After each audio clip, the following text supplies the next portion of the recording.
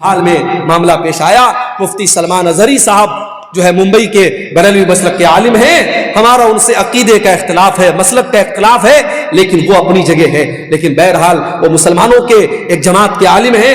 ان کو ابھی جوناگڑھ کے اندر انہوں نے ایک بیان میں ایک شعر پڑھا تھا, اس شعر کی وجہ سے ان کو اریسٹ کر لیا پولیس نے. حالانکہ ضمانت مل گئی ہے, فی الحال وہ رہا ہو گئے, لیکن ابھی کیس چل رہا ہے. میرے بھائیوں, یہ حالات ہیں, یہ حالات ہیں. ڈاکٹر ذاکر نائک کے اوپر مسائل آئے, مصیبتیں آئیں, آج وہ بیچارے انڈیا کے باہر ہیں. ان کو لے کر کے کتنے لوگوں نے بڑی خوشی منائی کہ چلو بھائی ڈاکٹر ذاکر نائک اریسٹ ہو گئے, باہر چلے گئے اور انڈیا سے باہر چلے گئے. لوگوں نے خوشی منائی, ان کا ادارہ بند ہو گیا, ان کا اسکول بند ہو گیا, ان کا چینل بینڈ کر دیا, لوگوں نے خوشی منائی تھی. میرے پیارے ساتھیوں, یہ آپس میں نفرت اور عداوت کیوں پیدا ہوتی ہے؟ جب انسان گناہ کرتا ہے, گناہوں کی وجہ سے انسان کے دل میں دوریاں پیدا ہوتی ہیں. اور جانتے ہو ایک نقصان اور ہے گناہ کا. جب انسان گناہ کرتا ہے تو اس کے بیوی اور بچوں کے اخلاق پر بھی اثر پڑتا ہے. بچے نافرمان کیوں ہیں؟ بیوی نافرمان کیوں ہے؟ کبھی غور کرنا. باپ گٹکھا کھا رہا ہے, باپ بیڑی پی رہا ہے, باپ سگریٹ پی رہا ہے, باپ شراب پی رہا ہے, اور یہ امید کرتا ہے میرا بیٹا 5 ٹائم کا نمازی ہو سکتا ہے, پاسبل ہے. لیکن اگر باپ اگر بدچلن ہے تو اولاد بھی بدچلن ہوگی میرے بھائی. اگر ماں بدچلن ہے تو بیٹیاں بھی بدچلن ہوگی. ماں باپ کا اثر پڑتا ہے بچوں کے اوپر. اس لیے اگر چاہتے ہو ہمارے بچے صحیح ہو جائیں, ہماری بیٹیاں صحیح ہو جائیں, تو اپنے اخلاق اور کردار کو ہمیں اچھا بنانا پڑے گا. جب تک ہم گناہوں سے نہیں بچیں گے, ہماری اولاد کی اللہ تعالیٰ ان کی اصلاح نہیں کرے گا. اسی لیے قرآن ہم سے یہ کہتا ہے اپنی اولاد کو بھی جہنم کی آگ سے بچانے کی فکر کرو, اور اپنے آپ کو بھی جہنم کی آگ سے بچانے کی فکر کرو. یا ایھا الذین آمنوا قوا انفسکم واہلیکم نارا, اے ایمان والو اپنے آپ کو اور اپنے گھر والوں کو جہنم کی آگ سے بچاؤ. اب یہ تو ہو گئے گناہوں کے نقصانات. اب تقریر کا آخری پوائنٹ کہ وہ کیا طریقہ ہے جس سے ہم گناہوں سے بچ جائیں. کیا ایسا کرے ہم کہ ہم گناہوں سے بچ جائیں؟ قرآن ہمیں طریقہ بتاتا ہے. اقم الصلاۃ طرفی النہار وزلفا من اللیل, نماز قائم کرو دن کے دونوں کنارے پر. فجر کی نماز بھی قائم کرو اور مغرب کی نماز بھی قائم کرو. دن کے دونوں کناروں پر نماز قائم کرو. وَزُلَفًا مِّنَ اللَّيْلِ, اور رات کے کچھ حصے میں بھی نماز قائم کرو, یعنی عشاء کی نماز بھی پڑھو. یا 3 نمازوں کا ذکر ہوا, حالانکہ نماز 5 ٹائم کی ہے. اللہ کہہ رہا ہے دن کے دونوں حصے پہ نماز قائم کرو اور رات کے حصے میں نماز قائم کرو. ان الحسنات یذہبن السیئات, کیونکہ نیکی کرنے سے گناہ مٹ جاتے ہیں. جب آپ نماز کی پابندی کریں گے آٹومیٹک بہت سارے گناہوں سے بچیں گے. ہمارے بہت سارے نوجوان میں جانتا ہوں انٹرنیٹ کا دور ہے, موبائل پر گندی چیزیں دیکھ رہے ہیں, گندی عادتوں میں پڑے ہوئے ہیں. کبھی کبھی میرے پاس واٹس ایپ پر ایسے نوجوانوں کا میسج بھی آتا ہے, شیخ صاحب ایک گندی عادت میں پڑا ہوا ہوں, دعا کر دیجئے میرے لیے, اللہ مجھے اصلاح, مجھے کوئی طریقہ بتا دیجئے. طریقہ میں قرآن کا آپ کو بتاتا ہوں, قرآن کا طریقہ آپ کو بتاتا ہوں. اقم الصلاۃ ان الصلاۃ تنہی عن الفحشاء والمنکر, نماز قائم کرو, بے شک نماز آپ کو بے حیائی سے اور برائی سے روکے گی. بے حیائی اور برائی سے نماز روکے گی میرے بھائی. جب آپ نماز کی پابندی کریں گے آٹومیٹک بہت ساری گندگی سے, آپ شراب پینے والا اگر شراب بھی پی رہا اور نماز بھی پڑھ رہا ہے, دونوں ایک ساتھ نہیں چل سکتے. جب نماز کی پابندی کرے گا تو شراب کے اڈے پر نہیں جائے گا. جب وہ اپنے دل میں یہ طے کر لے گا مجھے 5 ٹائم نماز پڑھنا ہے, جب دوست لوگ کہیں گے چلو شراب کے اڈے پہ چلو, کہے گا نہیں یار شراب پی لوں گا تو عشاء کیسے پڑھوں گا, فجر کیسے پڑھوں گا, شراب کی عادت چھوٹ جائے گی.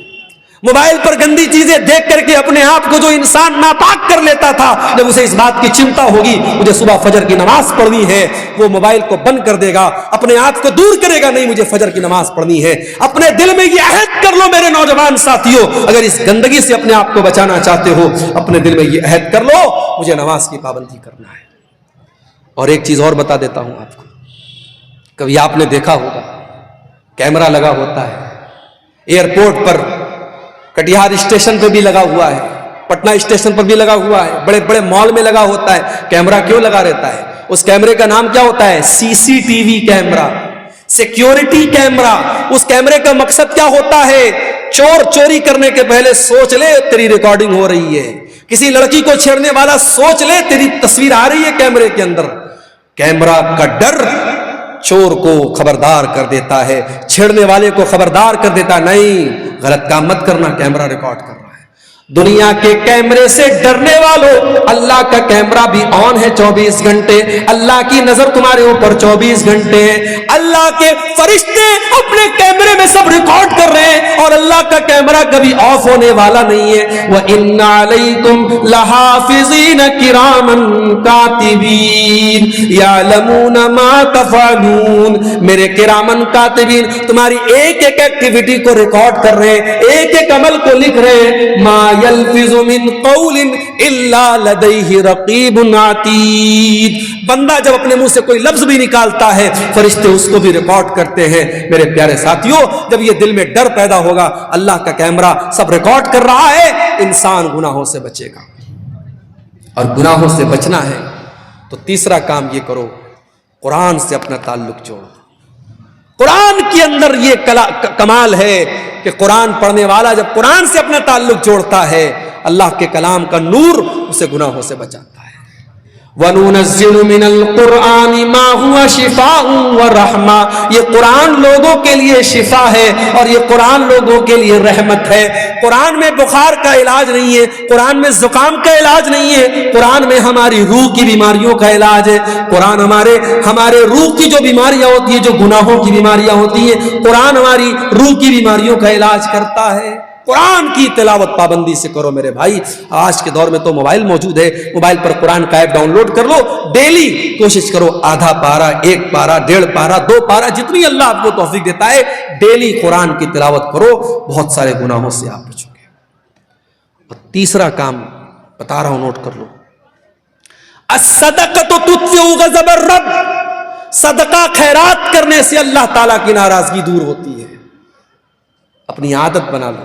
زکات تو جو دینا ہے دینا ہے. 1 لاکھ روپیہ اللہ نے مجھے دیا، مجھے 2,500 زکات دینا ہے. 1 کروڑ دیا ہے، 2.5 لاکھ دینا ہے، وہ تو زکات ہے. صدقہ خیرات. نوکری کرنے والا ایک اپنے اوپر پابندی کر لے. 50,000 روپیہ نوکری میں تنخواہ مل رہی ہے، 50,000 بہت ہوتا ہے، ہر مہینے 500 روپیہ میں صدقہ کروں گا. زکات جو سال میں دیتا ہوں وہ الگ ہے، صدقہ کروں گا. دکاندار ہے، دکان پر ڈیلی 1000 کی بکری کرتا ہے، طے کر لے 1000 کی بکری ہو رہی ہے، 50 روپیہ روز صدقہ کروں گا.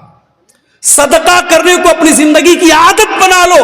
اور میں اپنا پرسنل ایکسپیرینس آپ کو بتا رہا ہوں، بہت ساری مصیبتوں کو اللہ ٹال دے گا، بہت سارے گناہوں سے بچائے گا، بہت سارے ایکسیڈنٹ سے اللہ تعالیٰ آپ کو بچائے گا. میں نے زندگی میں تجربہ کیا ہے، صدقہ خیرات کرنے سے اللہ تعالیٰ بہت سارے مصیبتوں سے اور گناہوں سے ہمیں بچاتا ہے میرے بھائی.